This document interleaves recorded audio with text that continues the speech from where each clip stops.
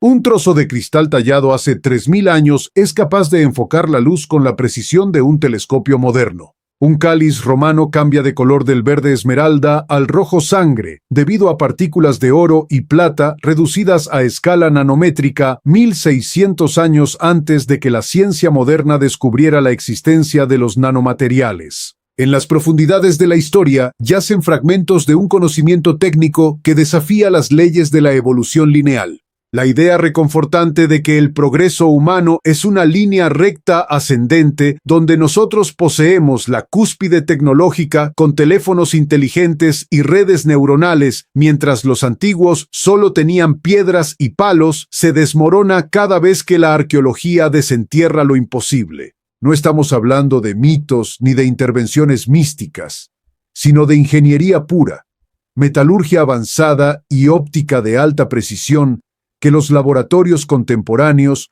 no logran reproducir fielmente utilizando los mismos métodos del pasado. Las respuestas se perdieron con el colapso de los imperios, dejando réplicas modernas que son meras aproximaciones sin el alma ni la maestría original. Cada uno de estos hallazgos representa un golpe directo a la arrogancia de la civilización actual, demostrando que el pasado no era primitivo sino diferente, guiado por una genialidad nacida de la pura necesidad de supervivencia. El acero que no se oxida bajo el monzón tropical durante más de 1600 años, o la navegación transatlántica guiada por una roca calcárea que revela la posición exacta del Sol detrás de un manto denso de niebla ártica, son testimonios físicos de un saber olvidado. La ciencia ha logrado describir la composición molecular de estos objetos, ha descifrado su química y ha medido sus dimensiones hasta el último milímetro. Pero el proceso exacto de su manufactura artesanal sigue siendo un misterio insondable. Nos enfrentamos a la incómoda realidad de que mentes antiguas resolvieron dilemas complejos de ingeniería con herramientas que hoy consideraríamos rudimentarias. Bienvenidos a Planeta Misterioso, el espacio donde la realidad supera la ficción y los secretos de la antigüedad salen a la luz. Hoy examinaremos a fondo 6 tecnologías ancestrales imposibles de replicar en nuestros días. Si les apasiona explorar los rincones más oscuros del conocimiento y desafiar la historia oficial, les invitamos a suscribirse al canal y a activar la campana de notificaciones de manera completamente libre para que no se pierdan ningún viaje hacia los grandes enigmas que la ciencia aún no ha podido resolver. Un recipiente de vidrio de la época romana tardía, conocido históricamente como el cáliz de Licurgo, custodia un secreto físico que la ciencia contemporánea tardó siglos en descifrar.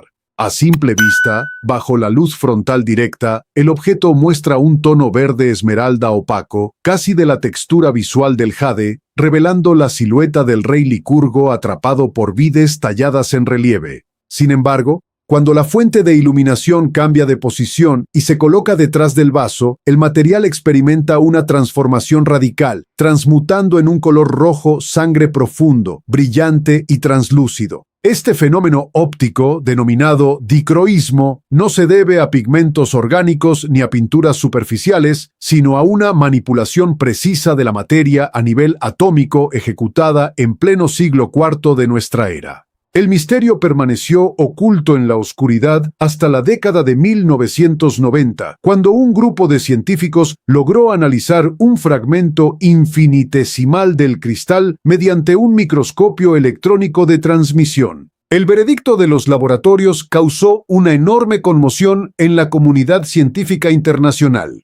Los artesanos romanos habían logrado dispersar de manera perfectamente homogénea partículas microscópicas de oro y plata en la masa interna del vidrio. Estas partículas poseen un tamaño que oscila entre los 50 y los 100 nanómetros, una dimensión 1000 veces más pequeña que un grano de sal común y unas 2000 veces más delgada que un solo cabello humano. La proporción exacta utilizada por los antiguos maestros, fijada en 7 partes de plata por cada 3 partes de oro, no fue el resultado de un accidente casual o un error de fundición. Esta combinación específica activa un fenómeno que la física cuántica identifica hoy como resonancia de plasmón superficial. Cuando las ondas de luz chocan contra los electrones libres de los metales preciosos atrapados en la matriz vítrea, estos vibran de tal manera que absorben las longitudes de onda del color azul y el verde, permitiendo que solo el espectro del color rojo atraviese el recipiente hacia el ojo del observador. Intentos recientes llevados a cabo en instituciones tecnológicas avanzadas han buscado recrear este efecto exacto utilizando metodologías modernas. Aunque la industria actual permite fabricar materiales dicroicos mediante procesos automatizados complejos y sofisticadas cámaras de vacío, reproducir la distribución exacta y la pureza del color utilizando únicamente los métodos de fundición manual de los hornos romanos resulta una tarea estéril. La producción de este tipo de vidrio estaba estandarizada en el imperio, lo que sugiere la existencia de talleres especializados que transmitían una receta química sumamente avanzada de generación en generación. La posterior caída del imperio sepultó el método operativo, dejando un vacío tecnológico que convirtió a la nanotecnología en un arte olvidado durante 1600 años. El objeto continúa desafiando la suposición general de que los procesos a escala atómica pertenecen en exclusiva a la modernidad. Las osamentas desenterradas en el asentamiento neolítico de Mehrgarh, ubicado en el actual Pakistán, guardaban una sorpresa biológica que obligó a reescribir los anales de la medicina global. Durante las excavaciones, un equipo de antropólogos franceses e italianos descubrió 11 piezas dentales pertenecientes a 9 adultos que habían vivido hace aproximadamente 9.000 años. No se trataba de restos ordinarios.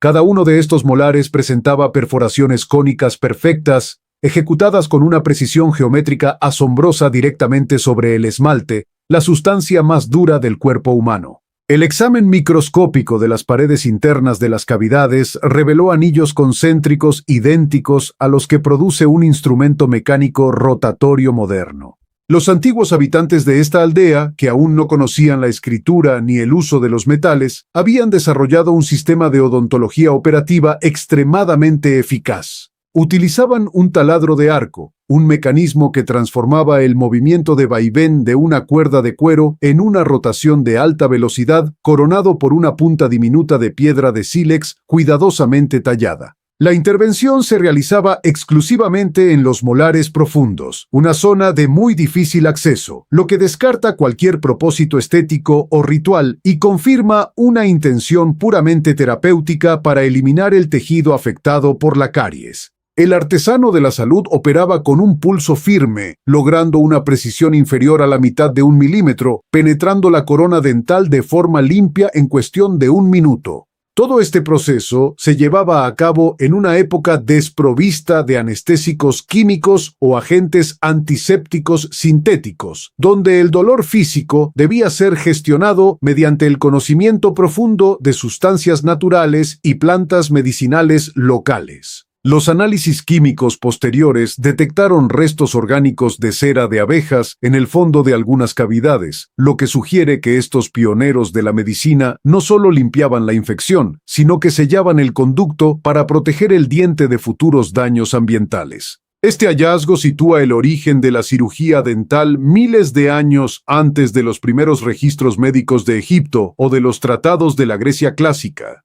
La existencia de un oficio tan especializado en una comunidad agrícola primitiva plantea interrogantes profundos sobre cómo se transmitía y perfeccionaba este saber anatómico sin el soporte de documentos escritos, dejando una huella imborrable de una destreza técnica que desapareció por completo junto con su civilización. El Atlántico Norte reflejaba un gris absoluto bajo un cielo permanentemente encapotado, donde la niebla ártica borraba la línea del horizonte y las estrellas permanecían ocultas durante semanas enteras. En este entorno extremadamente hostil, los navegantes escandinavos del siglo X lograban trazar rutas precisas a través de miles de kilómetros de océano abierto sin mapas escritos, sin astrolabios de metal y mucho antes de que la brújula magnética fuera introducida en Occidente. La clave de su supervivencia en alta mar residía en un objeto enigmático envuelto en la literatura de las sagas nórdicas, denominado popularmente como la piedra solar.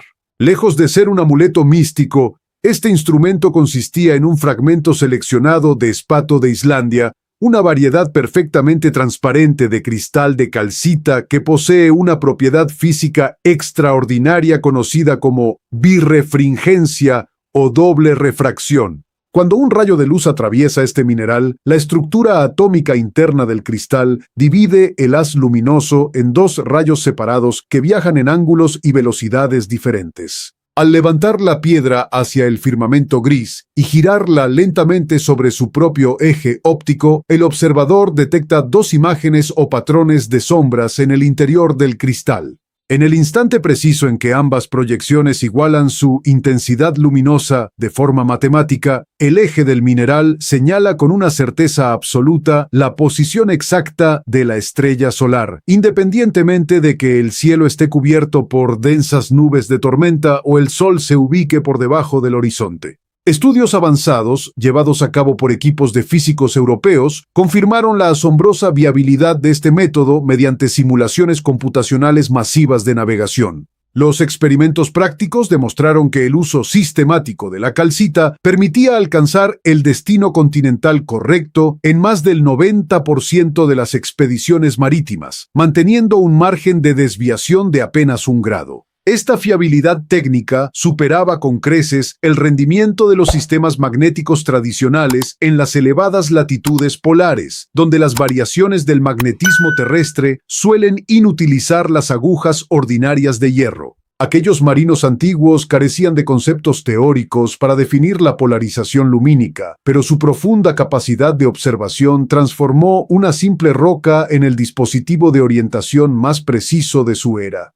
Un pilar monolítico de hierro forjado se alza majestuosamente en el complejo de Qutba, en la ciudad de Nueva Delhi, soportando los embates de un clima extremo que alterna entre monzones torrenciales, una humedad asfixiante y temperaturas que rozan los 50 grados centígrados. Cualquier estructura metálica convencional expuesta a semejantes condiciones ambientales se transformaría en un montón de herrumbre en cuestión de unos pocos meses. Sin embargo, esta columna de 6 toneladas de peso y más de 7 metros de altura ha permanecido prácticamente intacta bajo el cielo abierto durante más de 1600 años, exhibiendo apenas una finísima capa de oxidación superficial que se niega rotundamente a corroer la estructura interna del monumento. La explicación científica detrás de esta inmunidad aparente, ante el paso del tiempo, no radica en el uso de aleaciones modernas avanzadas como el cromo o el níquel, sino en una técnica metalúrgica ancestral sumamente ingeniosa.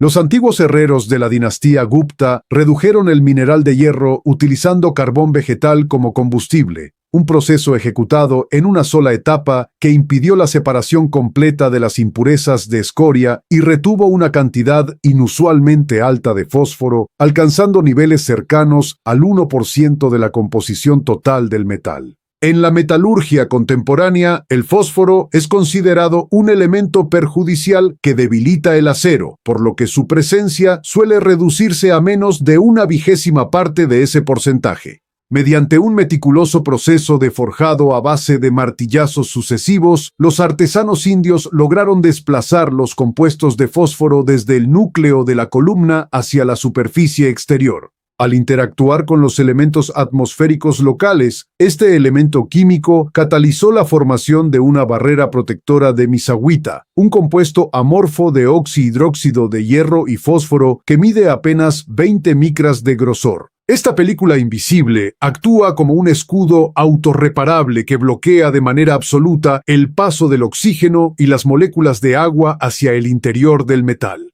La ingeniería del siglo XXI domina perfectamente la teoría molecular de este fenómeno, pero carece de la habilidad artesanal necesaria para reproducir este método de forja tradicional utilizando herramientas puramente rudimentarias. El monumento permanece allí como un testimonio imperecedero de un dominio técnico que convirtió las supuestas impurezas del mineral en su mayor fortaleza de supervivencia.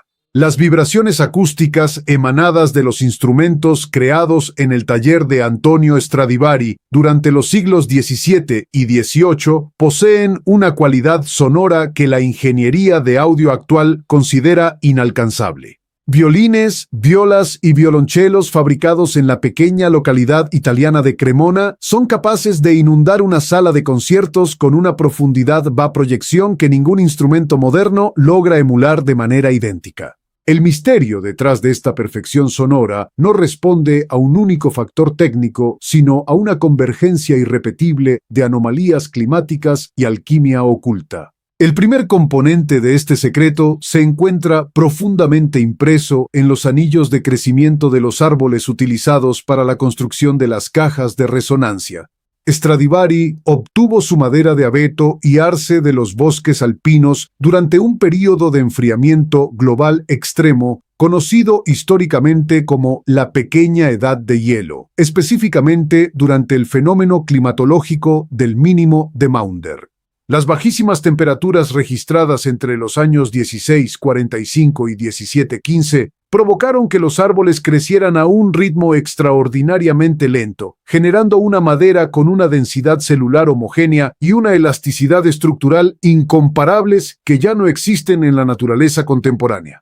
Estudios químicos recientes revelaron que las maderas no eran utilizadas en su estado puro, sino que pasaban por un agresivo proceso de preservación mineral previo al ensamblaje. Los análisis de laboratorio detectaron rastros profundos de sustancias químicas como el bórax, sales de zinc, alumbre y cobre, elementos empleados originalmente para evitar la proliferación de parásitos y hongos. Esta infusión mineral alteró de forma permanente las propiedades mecánicas de las fibras vegetales, rigidizando el material y optimizando la conducción de las ondas sonoras a través de la estructura del violín. A esto se suma la mítica receta del barniz, una composición química analizada cientos de veces por laboratorios internacionales que arroja resultados contradictorios en cada intento. Algunos investigadores identificaron residuos de ceniza volcánica, mientras que otros hallaron resinas fosilizadas de árboles extintos. Cuando el maestro Luthier falleció en el año 1737, se llevó consigo la fórmula exacta de esta protección superficial.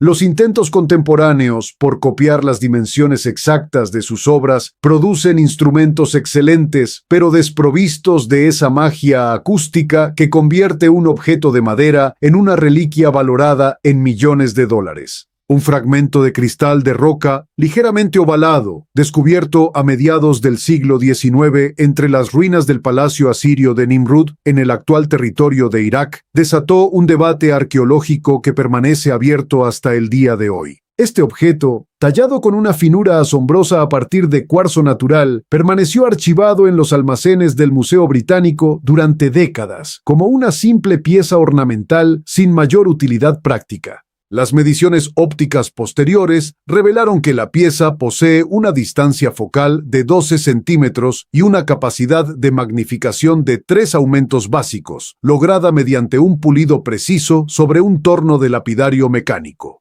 Además, la superficie presenta 12 microcavidades internas dejadas por burbujas de nafta atrapadas en la estructura mineral. La datación arqueológica sitúa la manufactura de este cristal entre los años 750 y 710 antes de nuestra era, lo que le otorga una antigüedad de casi 3000 años. La explicación oficial que reduce el artefacto a un mero adorno carece de solidez cuando se examina la minuciosidad de las inscripciones grabadas en los sellos cilíndricos de la misma época histórica.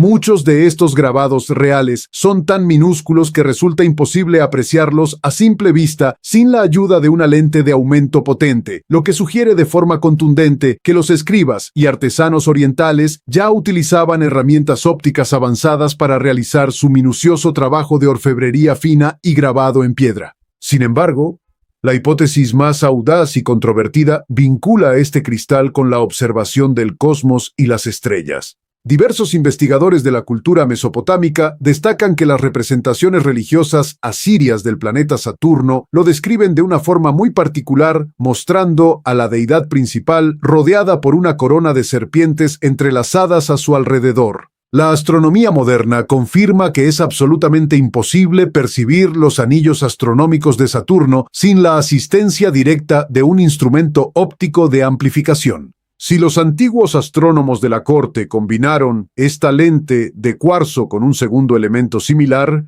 habrían obtenido un telescopio rudimentario pero funcional, adelantándose a los descubrimientos oficiales de Galileo Galilei por más de 2300 años. El cristal de Nimrud continúa expuesto en su vitrina de Londres, silencioso ante la duda de si representa el nacimiento olvidado de la astronomía telescópica o simplemente un capricho técnico aislado de una civilización extinguida. El devenir de la historia humana demuestra que el progreso tecnológico no se comporta como una línea recta ascendente, sino como un conjunto de ciclos impredecibles. Existe la falsa certeza de que el almacenamiento digital contemporáneo garantiza la inmortalidad del conocimiento, pero el olvido absoluto de fórmulas magistrales como el barniz de Cremona, ocurrido hace apenas 300 años en plena era de la imprenta, evidencia la fragilidad de nuestra memoria colectiva ante el tiempo.